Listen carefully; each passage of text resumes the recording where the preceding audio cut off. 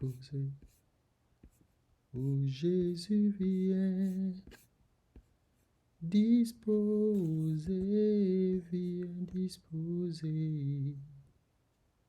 Et disposer, viens disposer. Oh Jésus, viens disposer, viens disposer. Et disposer, viens disposer. Oh Jésus, viens disposer, viens disposer.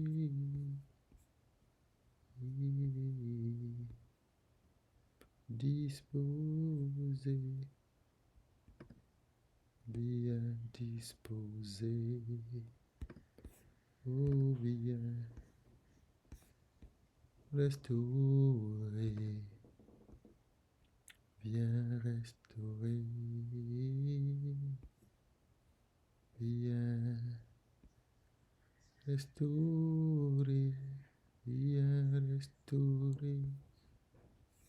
Oh Jésus, viens restaurer, viens restaurer. Et restaurer, viens restaurer. Alors je veux saluer la famille, que le Seigneur vous bénisse abondamment en attendant que je m'assure que ma connexion est bonne et que tout va bien. Je voudrais vous saluer dans le nom précieux du Seigneur, vous bénir. Voilà, je pense que ça va, je vais voir. Je voudrais vous saluer. Je pense que par la grâce de Dieu, ça va. Alors donc, que le Seigneur vous bénisse. Je suis tellement heureux de vous retrouver ce vendredi. C'est toujours un bonheur pour moi, un plaisir d'être devant vous les vendredis pour partager ensemble la parole de Dieu. C'est une chose merveilleuse. Alors que le Seigneur vous bénisse. Seigneur, nous te remercions, Papa, pour ce temps que tu nous donnes. Nous déclarons ta grâce, nous déclarons que ta puissance remplit ce lieu. Tu visites mon frère depuis le lieu où il regarde, que la puissance de Dieu soit sur chacun et que ces instants soient une source de bénédiction pour chacun au nom de Jésus. Nous t'élèvons, Père, et te glorifions. Amen. Donc voilà, je suis dans la joie, vraiment dans la joie. Aujourd'hui, c'est vendredi, c'est le week-end qui commence. C'est vrai que hier, les éléphants ont perdu, mais par la grâce de Dieu, peut-être que nous serons qualifiés pour le tour suivant après le match prochain. Donc, soyez fortifiés. Mais aujourd'hui, nous allons encore parler de livret. Alors, pour ceux qui n'ont pas suivi alors le direct du vendredi dernier, il est là, vous pouvez le voir encore. C'est là, c'était la première partie, je parlais je vais rappeler ça tout à l'heure, on a essayé de définir, on a essayé de comprendre ce qu'était l'ivraie. Alors notre passage de base se trouve dans le livre de Matthieu. Voilà, on avait lu donc pas tout, mais une bonne partie du chapitre 13, du verset 24 jusqu'au verset 30, où la Bible nous parle de la parabole que Jésus avait donnée sur l'ivraie. En fait, quand on lit depuis le premier verset du même chapitre, on se rend compte que Jésus est dans les champs. Parce qu'au début, il parle de la parabole du semeur et maintenant il parle de la parabole de l'ivraie. On a vu un peu ce que l'ivraie était et je vais juste rappeler ça. Donc, si vous n'avez pas vu, vous pouvez, descendre et vous aurez cette vidéo-là qui parle de définir ce que c'est que l'ivraie. Aujourd'hui, on va parler de l'origine. D'où vient l'ivraie? Selon la parabole de Jésus, l'ivraie vient d'où exactement? Et puis, nous allons voir quelques éléments très rapidement. Alors, pour rappeler, la semaine dernière, nous avons parlé de l'ivraie, mot duquel a été tiré l'ivresse, l'ivrognerie et tout ça, parce qu'on a dit qu'il y avait une espèce de cette plante-là qui est une plante qui ressemble beaucoup au blé. Et donc, qui, qui donne un peu un effet un peu nécrotique, un peu les gens qui sont un peu, tu vois. Euh, mais l'ivraie ne fait pas que ça. On a dit l'ivraie est une plante. Pour nous aujourd'hui, ça peut être une attitude, ça peut être un mindset, ça peut être une manière de penser, ça peut être un système de pensée, ça peut être un ensemble même de liens qu'il y a dans la vie, on va le voir après, et qui viennent voler nos bénédictions. Parce que l'ivraie, quand il est semé, ce qu'il fait, c'est de venir compétir avec le blé, avec ce qu'on a semé, ce qu'on veut semer ou ce que le propriétaire a voulu semer. Donc, quand vous avez les mauvaises herbes, ce qu'elles font, c'est de profiter des ressources qui sont là, de les accaparer, de les détourner, de les voler, de les arracher. Souvent même, les plantes qu'on avait, pour lesquelles on avait fait le champ finissent par mourir ou ne même pas être productives. L'ivraie vient nous rendre improductifs. L'ivraie vient nous empêcher d'aller de l'avant. L'ivraie vient nous prendre des ressources. C'est une voleuse de destinée. C'est ce que nous avons dit la semaine dernière. Et si vous voulez mieux comprendre, vous pouvez retourner et regarder cette vidéo-là. Alors aujourd'hui, on va parler de d'où vient, d'accord, l'ivraie. L'ivraie sort d'où? On va voir que l'ivraie peut être, comme on le voit, c'est une plante spontanée. Hein. Ça peut être une plante spontanée qui pousse comme ça dans la nature et pour laquelle on n'a pas besoin particulièrement de semer. Bien sûr qu'on peut semer certaines variétés, certaines espèces sont semées pour des objectifs bien précis, mais l'ivraie peut être une plante spontanée. Ça peut être quelque chose qui arrive comme ça, que vous n'avez pas appelé, que vous n'avez pas suscité, pour laquelle vous n'avez pas travaillé, que vous n'avez pas planifié d'avoir. D'accord? Donc, l'ivraie, c'est ça. Et dans la vie de beaucoup de personnes, eh bien, ce sont des situations qui arrivent. Pour certaines personnes, c'est à la naissance. Ils naissent avec des situations, ils naissent avec des maladies, ils naissent avec une situation compliquée. Et cette situation-là vient, donc, comme de l'ivraie, comme une ivraie, vient arracher ses ressources, vient lui voler ses bénédictions. Par exemple, quand on lit à Jean le chapitre 9, je crois, en tout cas au début, les 3 premiers versets, la Bible nous parle, comme j'ai mis dans le, je crois, le verset 2, j'ai mis dans la description, la Bible parle de Jésus, pardon, la Bible parle de Jésus qui avait ses disciples, et puis les gars, ils voient un homme qui est né aveugle. Donc on le connaissait, on savait qu'il était né et depuis sa naissance, il est aveugle. Eh bien, c'était une belle occasion pour les disciples de poser la question à Jésus de savoir, mais attends, ce gars, il est né aveugle. On veut comprendre, c'est sa faute, mais c'est la faute de ses parents. Ce sont ses péchés ou ce sont les péchés de ses parents? Belle question. Jésus va répondre, il va un peu les calmer pour dire ce n'est ni lui, ce n'est ni ses parents. En fait, c'est pour que la gloire revienne au Seigneur. Mais à partir simplement de cette petite histoire, on se rend compte que dans nos sociétés, il est possible qu'il y ait dans nos vies des situations. Le monsieur, il est aveugle, ça veut dire qu'on lui a arraché, on lui a volé sa vue. D'accord? Depuis la naissance, des choses qui sont héritées, des choses qu'on hérite de nos parents, des gens que vous voyez dans la société. Nous, on connaissait une famille au village. Eh bien, cette famille-là était connue pour la bagarre. C'est-à-dire que dès qu'il y a un peu de foufou, ils sont toujours dedans. C'était c'était leur chose, c'était ça. Mais c'était, ont finalement été emportés par des bagarres. Il y en a dans la famille, vous voyez que tout le monde vit dans l'adultère. On ne comprend pas, c'est pas que les filles ou les hommes choisissent de vivre dedans, certains même souffrent, veulent en sortir, mais c'est comme il y a une force qui les tire, qui les traîne dans cette vie de péché et d'iniquité. D'accord? Donc, l'ivraie peut être spontanée. Ça peut être des choses qui ont été semées, non pas dans votre vie directement, mais dont vous avez été, dont vous êtes dépositaire, vous êtes en fait pas dépositaire, mais dont vous avez, que vous avez hérité. Des choses qui sont venues, générationnelles, de l'ivraie générationnelle, qui arrivent dans la vie des gens. Des choses qui sont semées depuis peut-être plusieurs années, plusieurs dizaines d'années, plusieurs centaines d'années pour certains, dont ils ne peuvent se défaire. Donc, l'ivraie peut être spontanée, l'ivraie peut être générationnelle. Livrer peut être quelque chose que vous n'avez pas certainement planifié, que vous n'avez pas voulu avoir tout de suite vous-même. Eh bien, le deuxième aspect pour aller, puisqu'on a un temps limité, livrer peut être semé, bien sûr, comme je l'ai dit au début. Par qui? Par l'ennemi, par exemple, dans nos vies. Donc, l'ivraie peut être semé, mais pour que l'ivraie puisse être semé de la sorte telle que Jésus nous raconte la parabole, il y a deux conditions. La première condition, c'est que le terrain doit être préparé, il doit être labouré, le terrain doit être prêt.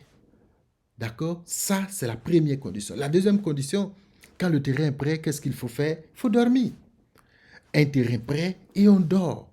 Et pendant le sommeil, pendant qu'on dort, pendant qu'on est distrait, pendant qu'on n'est pas présent, pendant qu'on ne prend pas le show de Dieu au sérieux, pendant qu'on ne prend pas notre propre vie au sérieux, pendant qu'on a point de valeur, pendant que nos valeurs sont éteintes, pendant que nos principes n'existent plus, eh bien l'ennemi profite pour venir semer l'ivraie. Deux sources.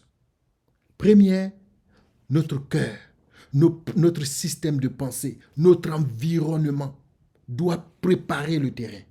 Deuxième, l'ennemi sème pendant qu'on dort, pendant qu'on est endormi, pendant qu'on est distrait. Eh bien, le problème c'est que quand on sème l'ivraie, on ne le sème pas aujourd'hui ou on ne la sème pas aujourd'hui, et puis tout de suite les heures qui viennent, on voit ça sort comme ça. Avant même le blé, on va l'arracher, on va l'arracher. Tout comme le blé, l'ivraie semée prend son temps dans le sol, attendant les conditions favorables pour germer et donner du fruit. Eh bien, très souvent, au moment où tu te retrouves en train de commettre l'adultère, en fait, le terrain était déjà bien préparé et ensemencé.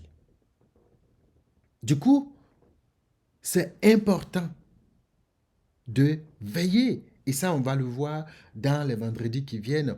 Comment identifier et traiter l'ivraie. On va, parce qu'on n'a pas assez de temps, alors je ne vais pas lire, et si vous avez la possibilité de le lire, il faut le lire, mais on va voir un exemple, très rapidement, de quelqu'un que vous connaissez. Et vraiment, il est très connu.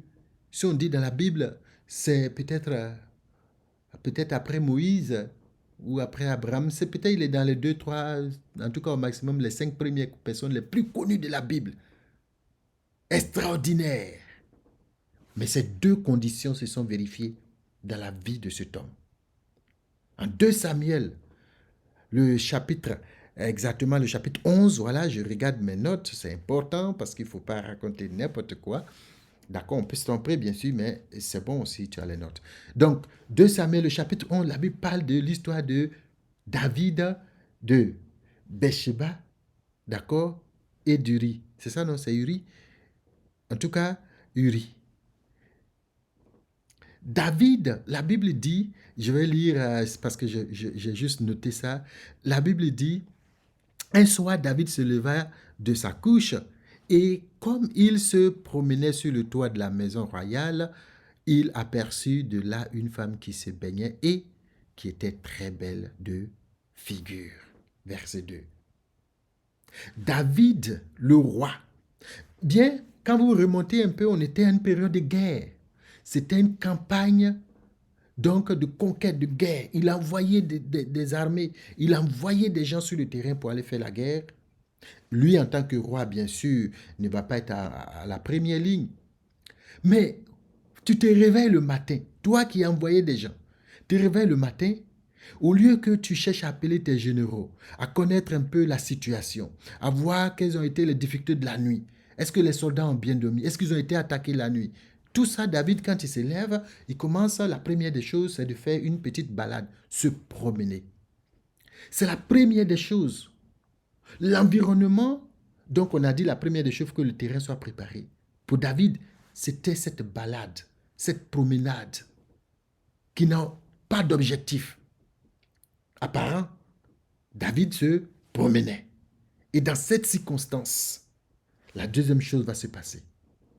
La deuxième chose qui va arriver à David, c'est que, si vous voyez, la Bible dit elle était belle. Mais si la Bible elle était belle, David la considérait ainsi. Mais pour que David puisse la considérer belle et même très belle de figure, il a vu une fois, se promène, imagine David, le roi se promène, et puis tout de suite, il voit une dame du haut de son palais qui est en train de se laver. Bien sûr, on ne se lave pas avec les habits. David voit, il voit les rondeurs. Bien certainement, la première fois, il détourne son regard. Mais non, David revient. C'est là que l'ivraie commence à être semé. Le deuxième, le troisième, le quatrième regard qui devient intentionnel. On va le voir plus tard. David va dire, allez me chercher cette dame. Il va coucher avec elle. Elle va donner, elle va être enceinte. Puis, donc il commet le péché de l'adultère.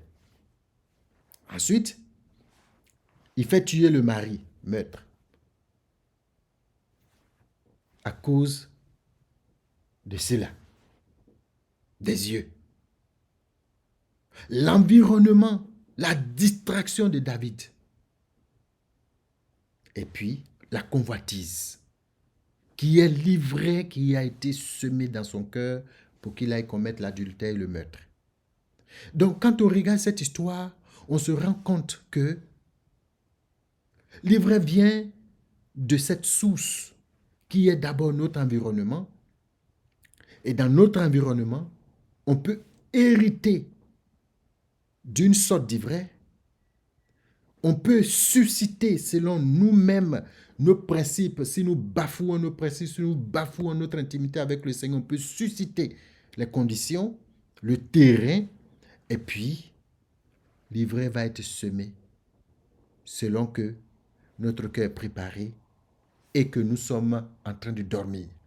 Ah bien, nous qui sommes jeunes chrétiens, les temps sont si difficiles que le sommeil spirituel doit nous interpeller et nous amener à nous réveiller. Parce que l'ennemi, qu'est-ce qu'il fait? Il ne vient pas le matin pour dire, « Hey, demain, je viens t'attaquer. Demain, je viens semer l'ivraie. » Vous voyez le monsieur, il a semé, il allait dormir pendant que tout le monde dormait. L'ennemi n'a pas averti et il n'avertit jamais. Mais la Bible dit qu'il tourne, il rôde, il cherche une occasion favorable, il cherche la faille, il analyse ton comportement, il analyse la manière que tu prends Dieu, il analyse la manière que tes valeurs que tu avais au début, tu les délaisses. Il se réjouit parce qu'il voit que tu t'affaiblis davantage. Il voit que, oh, voilà quelqu'un qui avant priait 30 minutes, aujourd'hui n'arrive plus à prier 5 minutes. Ah, ça c'est bien. Ça veut dire qu'il s'affaiblit. Voilà quelqu'un qui méditait sa Bible, mais qui n'arrive plus à méditer. Il ne sait même plus. Et quand on lui demande un passage dans la Bible, ou bien même quand on demande une histoire très connue de la Bible, il ne sait même plus de quoi il s'agit. Ou bien quelqu'un me disait, ça fait 20 ans que je vais à l'église. Mais quand tu regardes sa vie, tu te dis, Seigneur, fais grâce, aie pitié. Il va rôder et il va attendre l'occasion fatale pour pouvoir te porter le coup fatal. C'est pour cela qu'il est important de veiller. C'est pour cela qu'il est important de s'examiner à chaque fois. C'est pour cela qu'il est important de se regarder, de dire, qu'est-ce que je fais de bien par rapport à mes valeurs chrétiennes, par rapport à ma vie avec Dieu? Est-ce que je ne suis pas en train de dévier? Est-ce que je ne suis pas en train de quitter le chemin? Veiller, c'est la clé. La source, donc, de ça, de l'ivraie, c'est le fait que nous ne sommes plus alertes. Nous sommes dans la distraction. Aujourd'hui, quand tu arrives sur les réseaux sociaux, ceux qui parlent de Dieu, ceux qui parlent de la parole de Dieu, quand vous regardez, personne ne les suit. Peut-être ceux qui ont un peu, aujourd'hui, comme c'est un peu plus chose, la situation, ceux qui donnent des prophéties, bon, encore. Mais quand il s'agit de venir dire, celui-là a fait ceci, famille, sortez, sortez, sortez, sortez, sortez, sortez, sortez, il y a, comment ils disent, bon, quelque chose comme ça, il y a affaire ou bien il y a un truc comme ça. Sortez ou sortez. C'est bien pour eux. C'est leur talent, certainement. Mais pour nous, chrétiens, c'est de la distraction. Et cela nous éloigne. Ça fait qu'on passe tellement de temps sur Facebook, sur les réseaux sociaux, mais quand vous faites le bilan à la fin de la semaine, si vous avez un téléphone, essayez de voir le temps que vous passez sur l'écran de votre téléphone par rapport au temps que vous avez pris pour prier pendant la semaine. La distraction. La distraction. Eh bien, je vais m'arrêter là parce que là, je crois que j'ai fait beaucoup, presque 20 minutes. Je veux dire à quelqu'un qui n'a pas encore donné sa vie à Jésus, Jésus est la réponse pour ta vie, pour l'ivraie qui a été semé de ta vie. Nous allons voir les semaines prochaines comment l'arracher. Mais c'est Jésus. Je vais te dire déjà, c'est Jésus qui est la solution. Et si tu n'as pas encore fait la paix avec le Seigneur, tu peux le faire aujourd'hui. Il suffit de dire, Seigneur Jésus, viens dans mon cœur. Je te reçois comme mon Seigneur, mon Sauveur. Pardonne-moi mes péchés, pardonne-moi mes iniquités. Lave-moi, fais de moi un enfant de Dieu. Je viens à toi, je t'offre mon cœur, je te donne ma vie et je veux marcher avec toi. Le Seigneur Jésus viendra habiter avec toi dans ton cœur. Parce que c'est sa promesse et ce qu'il dit, il le fait toujours. Alors toi qui as connu le Seigneur et qui es en train de vivre des situations difficiles, il y a encore la possibilité de te relever. Appelle le Saint-Esprit. Dis Saint-Esprit, je sais que je n'ai pas vécu, je ne vis pas comme il faut. Ma vie est fade. Je n'ai plus de vie de prière, je n'ai plus de vie de méditation, rien ne va dans ma vie. Mais je sais que j'ai besoin de toi. Aide-moi. Et le Saint-Esprit viendra à ton aide pour te relever, pour mettre de l'huile dans ta lampe, pour donner de la vie, pour donner de la vigueur, pour donner de la puissance à ta vie d'enfant de Dieu, afin que tu sois à mesure d'identifier et d'arracher l'ivraie, parce que le temps, Jésus a dit, il faut attendre la moisson. La moisson, c'est aujourd'hui. La moisson, c'est aujourd'hui qu'il faut commencer à arracher l'ivraie, parce que c'est le temps de la moisson, le temps où Dieu veut que tu récoltes, le temps où Dieu veut que tu rentres à ta destinée. Alors que le Seigneur te bénisse abondamment. En tout cas, moi, j'ai été très heureux d'être à ta compagnie. C'est vrai, aujourd'hui, on a duré, on a fait plus de 20 minutes. Je te demande pardon, pardonne-moi, mais il était important que nous puissions donc clairement identifier les sources de l'ivraie parce que de là viendra comment nous pouvons arracher donc l'ivraie de nos vies à partir de la semaine prochaine si Dieu le veut. Donc que le Seigneur bénisse abondamment. Moi, je suis là. Vous pouvez m'écrire, vous pouvez m'envoyer des messages, soit sur mon WhatsApp ou bien sur Messenger, et je serai là pour parler avec vous parce que cela me fait toujours plaisir d'être avec vous. Je vous aime et je vous bénis au nom de Jésus. D'ici là, passez une agréable semaine et que la grâce du Seigneur soit sur vous. Seigneur, merci parce que tu bénis mon frère, tu bénis ma soeur qui a suivi cette vidéo, qui va suivre cette vidéo. Que la puissance de Dieu descend et que le Saint-Esprit ouvre les yeux, ouvre le cœur pour que nous puissions voir, identifier tous les plans de l'ennemi qui constituent des livrets dans nos vies pour les arracher et avoir la victoire. Merci de nous faire du bien au nom de Jésus. Merci Seigneur. Amen. Donc, excellent week-end et d'ici là, que le Seigneur bénisse au nom de Jésus. Amen.